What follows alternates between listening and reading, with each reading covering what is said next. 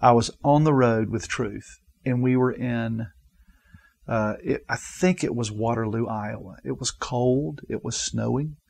And I'll never forget, I was sitting on stage that night, and I had literally quit truth. I had told Roger that I was going back home to serve on staff at a church. And but I wasn't at peace with that decision, but I wasn't really at peace at all in my life, because I had surrendered to the call of the Lord, but I had been serving my agenda.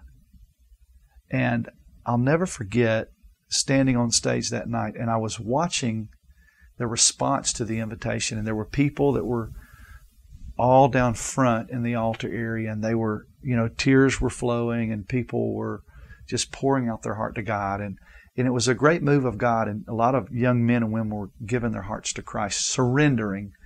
And I was on stage, and we were just kind of singing the chorus in truth, because Roger Breland was giving the testimony. And the Lord was speaking to my heart that night. And it was as if I was sitting up there, and I wanted what they had, yet I was the one that was a part of the ministry team that was making the call. And but I felt empty. Before I could get in bed, there was this breaking that happened. It was like the Holy Spirit walked into the room, and God said, "I want everything." And I'll never forget that moment of me just kind of getting out of the bed, and I didn't know if I should kneel or lay on the floor. And I got down on my knees, and it was a breaking, because I think I cried 3 hours that night. Just, God, you take control. You've got my life, Lord. I surrender everything to you. And because I didn't know what to do, because I just felt very distant from God. And yet I was in the ministry serving. I was in the group singing.